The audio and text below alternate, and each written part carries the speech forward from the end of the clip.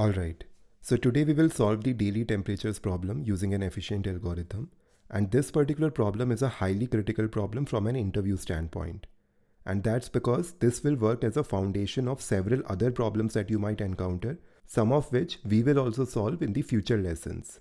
So here we are given an input array with temperatures on each of the consecutive days, right? And the task is simple.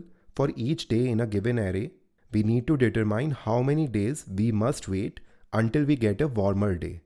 So in simple words, we just need to find the nearest such day after the current day when the temperature is greater than the current one. So we basically need to find the immediate next greater element in the array, right? That's what we need to do. And if there is no future day that's warmer, we will put 0 in that position, right? So for example, if you see this particular example array, the correct output for this particular input would be this, right? Why? Because the next greater temperature after 73, which is the first element of the input array, is at the very next index itself, that is 74, right? And so the difference between the index is 1. And so we put 1 in the output array for this particular element, right? Then for second element, which is 74, the next greater element is also the very next index. And so again we put 1 for it in the output array, right? Now for the third element, if you see, the number is 75 and the next greater number after it is directly at index 6, right? And so the difference between the current index and the next greater number's index is 4. And so we just put 4 in the output array corresponding to it at index number 2, right? And that's what we do for every number in the input array. And in case there is no greater element on the right for a given number, then we simply insert 0 for its position in the output array, like in the case of the last element 73, right? We put 0 in the output as there is no greater element on the right. So that's the entire problem statement. Now maybe let's see how to solve this. So what we will do is, we will start traversing this array from the right to the left, and at every index, we are supposed to find the greater element that we have seen closest to the current number, right? That's what we need to do. Now at the last index to start with in this sample input array, for number 75, it will be 0, right? Since there is no element to its right. Now at 68, the next greater will be 75, right? Now at 69, again the next immediate greater will also be 75. Now just see this carefully, that sitting at number 69, we don't know yet what is going to be the next number, right? Let's say that next number is x. Now what are the different possibilities that we have for x? First is that maybe it is smaller than the previous number, that is 69, right? In that case, the nearest greater number to it would be 69 itself. But if that's not the case, then the next possibility for the greater number could actually be next greater of 69, right? Which is 75 that we just found out, right? And there is no point of checking any other number in between. And so now we can just compare x with the nearest greater of 69, which is 75 again, right? Now again there will be two possibilities. First is that x is smaller than that number, in which case that number will be the nearest greater of x. And the second possibility is that x is greater than that number also, right? In that case, now again we should compare it with the next nearest greater of that number now, right? And we just keep doing this till we actually find a number which is greater than x.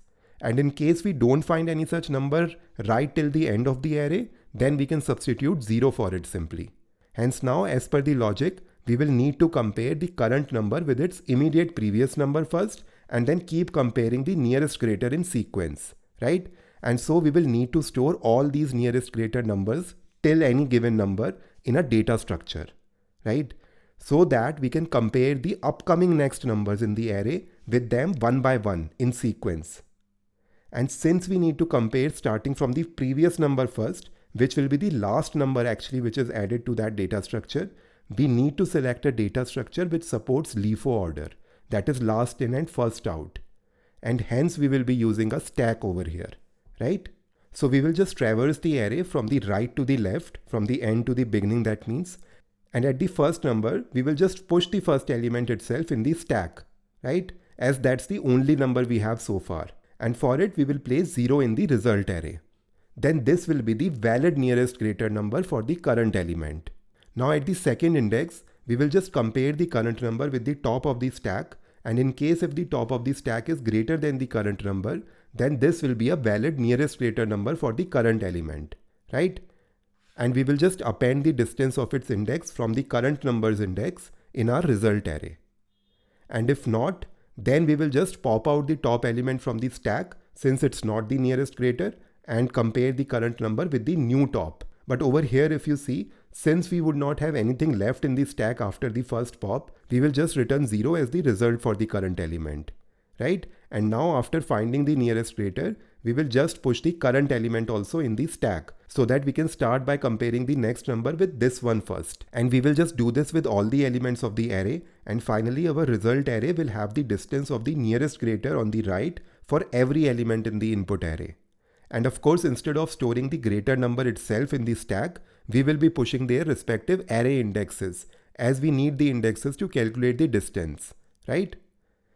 So just to summarize, the idea over here is that we traverse the array from the right to the left, and for each element, we check the top of the stack, right? The current top of the stack.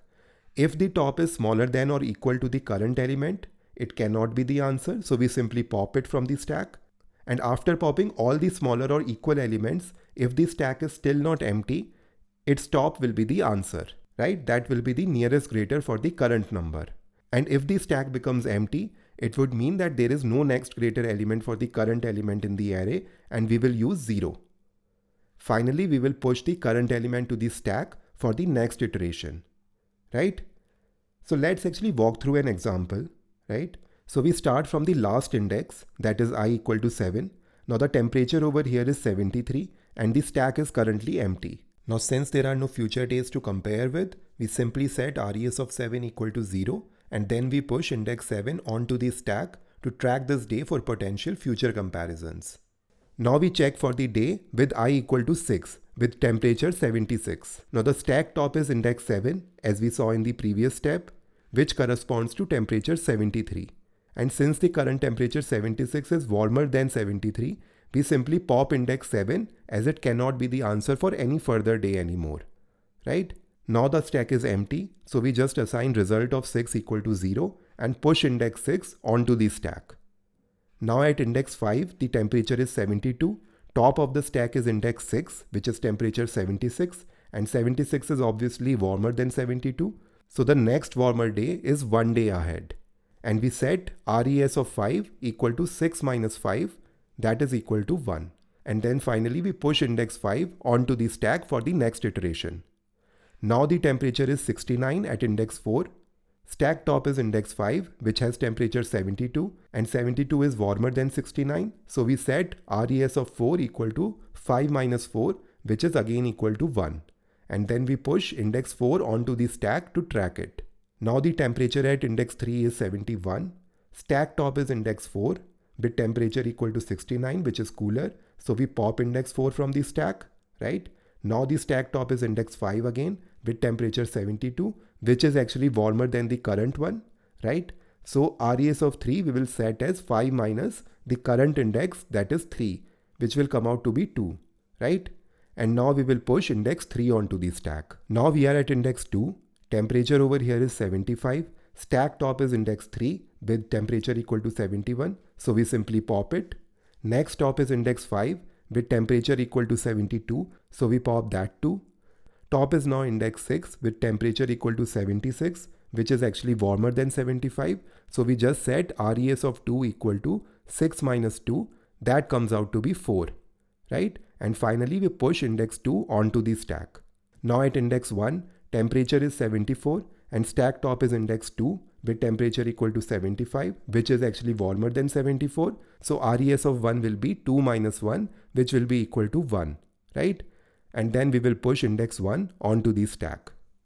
Now finally at index 0 with temperature 73, stack top is index 1 with temperature 74, which is actually warmer. So res of 0 we will set as 1 minus 0, which comes out to be 1, right? And finally we will push index 0 onto the stack. Now after processing all the elements, we return this final output, right? Each number over here tells us how many days we must wait for a warmer temperature, right? So that's the entire solution. Now maybe let's code this. So first of all, we will define the class solution which wraps our function. Now this is the method daily temperatures, which takes the input list of temperatures. Now we compute the length of the temperatures list and store it in a variable n. Then we initialize a result array res with all zeros to begin with, and it will hold the number of days until a warmer temperature for each day. That means simply the next greater number for each day, right? Then we also initialize an empty stack. This stack will store the indices of the temperatures, helping us track potential warmer days for the upcoming days, right? Now here we start a reverse loop from the last index down to 0, and this allows us to always look ahead in time. Now while the stack is not empty and the current temperature is actually greater than or equal to the temperature at the top index of the stack, we simply pop from the stack. Because that day won't be helpful in the future, as we already have got a greater number at the current index, which will be obviously closer to the numbers ahead, right? Now for each such number, we perform the pop, removing the days that are cooler or equal to the current day. Now if the stack is not empty, it means we have found a warmer day in the future. So we calculate the difference in days between today and the warmer day and store it in res of I, right?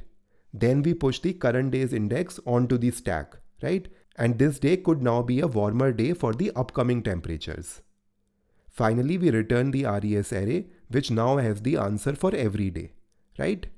So that's the entire solution. I know this is a bit tricky to explain, but I hope now you got it well. Otherwise, do watch this video again till you get it, as this is a very important problem. Now talking about the time and the space complexity for it.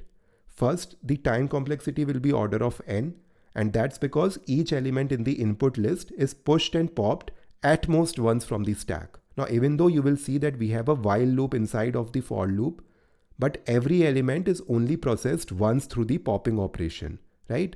So the total operations always remain linear over here, and hence the time complexity will be order of n. Now next, the space complexity is also order of n. Now this comes from the res array, which stores the result for each day, and also from the stack that may hold up all the index in the worst case. For example, when the temperatures are in the decreasing order, right? So both time and space complexity are linear in the size of the input, making this solution optimal and highly efficient, right? So that's it. And now as a homework, maybe also try to solve another variant of the same problem to find the smaller element on the left of every given number using the same idea that we used over here, right? Alright, so now I will see you in the next problem. Happy coding.